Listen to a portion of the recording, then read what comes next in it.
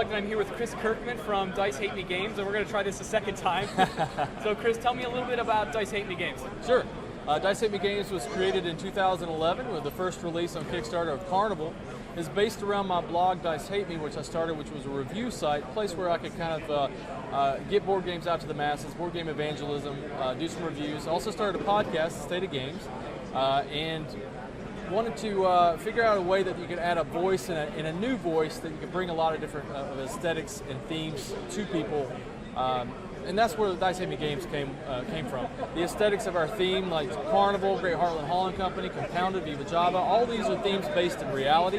So it can appeal to a lot of different people who don't necessarily are attracted to fantasy or sci-fi. Not that we don't like those types of things. And so it's just trying out different types of games, both approachable from a small card game all the way up to VivaJava, which is multiplayer up to eight players. Great. So tell me what you guys are working on right now. What's your latest and greatest? Currently, right now, I guess our latest and greatest was Compounded, which was funded back in February. It's currently in production. It's coming in from overseas. It'll be here probably in August, and maybe a street release date of late September if we're lucky. Again, it's based on chemistry. It's all realistically based. Darrell Louder, the designer, is here, and he can probably talk just a little bit about it. I'm the game designer and graphic designer for Compounded, Better Gaming Through Chemistry, the chemistry board game from Dice Hate Me Games. It is a game for 2 to 5 players, and it's a game about you're a scientist in a lab, and you're working to be the head of the lab, so you're working against each other, but at the same time, like any main job, you have to work with other people to excel. So there are times you will have to trade elements, trade tools, trade favors, all trying to boost your own personal experiments so you can get that one step further in the lab to get that edge. Great. So. Are you a chemist by trade? No, I'm not. I only did chemistry in high school, which I aced. Thank you, Mr. Moore. How did you come up with Compounded, a game based on chemistry? My wife is a teacher at Dover High School in Delaware. She's an AP English teacher. And originally, on notes on paper, when I was first building this, which is my first game, it was an alchemy-based game where I was like, put in some rat tails and all that. It'll be fun. It'll be kooky. And I was dropping her off at work one day, and she's like, and I was telling her the idea while driving, and she's like, why not use the periodic table of elements and make it educational? And all of a sudden, like, light bulb went off in my head. I was like, holy, that's a brilliant idea. So I ran with it, and but it's, yes, I said educational, but it's not like the repetitive knock your head over the head. It's a game very much first. The educational part is really just the theme. So we actually consulted with chemists to make sure all the compound cards are as accurate as humanly possible. So the bonds are the right, the ionic structures are correct, the flammability is correct, so they could even double as flashcards. But if you know chemistry, if you're a PhD in chemist, you have no advantage in the game. But it will make sense to you. It'll make sense to you. Excellent. But you don't get an advantage from it. It's just like, we'll flip this card over, and look, it's calcium carbide. And it's real. Yeah. Oh, I know that one. And your player to your left goes, all right, shut up, take your turn. I mean. So you guys were successfully funded on Kickstarter, and yes. We expect delivery in September? September. Excellent. Yeah. So I can get my copy in September then? I'm right now. I've been saying I'll be one of the first ones you ship out to, right? Monsoon. The first backer. Excellent. It's an Oktoberfest gift. Games, and we're going to talk a little bit about VivaJava, Cubed. Tell us a little bit about the games, TC. All right, so VivaJava, the copy game, the dice game, is kind of the inspiration came from the original VivaJava, people playing 3 to 8 players. A lot of people were always clamoring for that 2-player version, or that trying to get it to the table more often because it's got such a group game, and it's kind of sits in that niche of like awesome group playing games. So I wanted to make a game that kind of took that same element, but streamlined it, simplified it, and made it into like a 30-minute experience that people could play, and also uses like nice little custom dice. So we have, for anybody that's familiar with the original VivaJava, we have dice that represent each of the types of coffee.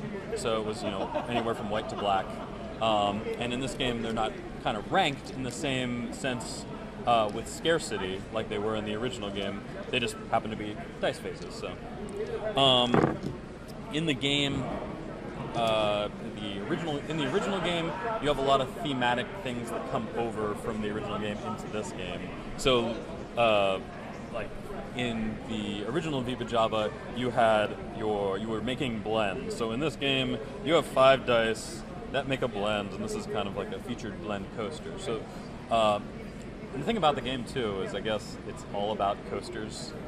So pretty much the entire game is coasters and can be displayed outside of the game. You know, you don't have to put it away because it's kind of like a coaster, and pretty much everything is a coaster. So, you know, you have a rainbow blend like in the original and featured blend. And when you're making these blends, you're rolling the dice and placing them onto the blend.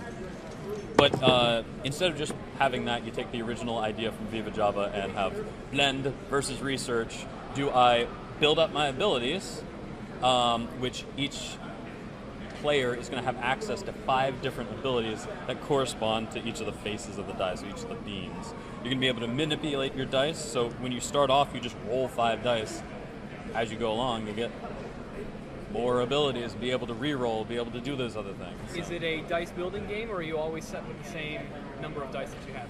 Well, the thing is, you're always going to have the 5 dice to roll, right?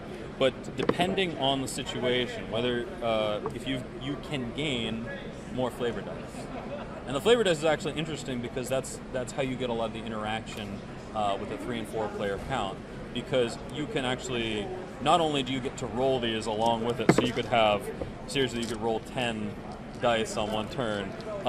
You get to roll these on another player's turn to donate them to their blend. So if you want to help them out to maybe, if someone's in the lead, or if you want to just help them out, you can donate flavor dice, roll them, and see if you can help them to make that blend. If you do, you get to share in some of the points. They're going to get the majority, but at least you'll get to donate. And then anything that left over, you're going to get to roll with your own. So you might even just immediately take it away from them, but it'll be fun. And you said it's about a 30-minute gameplay time, right? Yeah, about 30 minutes. With 2 players, it's going to be less, obviously. With 4 players, it's going to be a little more. But 2 to 4 players? 2 to 4 players, yeah. And have a solo that we're solo-ish keeping so, keeping there. But when and where can someone pick this up? Oh, hey. Sorry. Well, we're actually on June 21st. We're launching the Kickstarter campaign, so we'll have it there available, and it'll be up, and hopefully everybody on June 21st will click the button. Also running concurrently, we'll have Angry Dice. That'll be part of the campaign. So everybody's been asking, I guess, Chris about the Angry Dice. So the logo is actually going to be dice, and they are on the 3 face. So you didn't want to do a 1 or the 6, huh? You wanted the 3. Oh, well, it's trademarked. Oh, right. Yeah. Yep. So okay, very good. Well, we look forward to it. You said on June 21st, right? On Kickstarter. June 21st. I am Matt Snodgrass with Play Unplugged, and I'm here with Jason, the designer of the Great Heartland Hauling Company game. So, Jason, tell me a little about the game. Sure, it's my first design. It's a game for 2 to 4 players where you play a trucker that is just trying to earn an honest living by picking up and delivering goods, by hauling around the Midwest. So it's a simple game where you have you have a hand of 5 cards with fuel cards and different freight bill cards in your hand. And you move around the board to different locations that have a native good available that is a cargo crate, a cube that you pick up by playing freight bills. And then you move around some more to try to deliver it for money where it's in demand. So it's a simple game. It takes about 30 to 40 minutes. It lasts about the same amount with all different, 2, 3, 4 players. It's been getting really, really great feedback from the players. There's a lot of variability because the board is made of cards.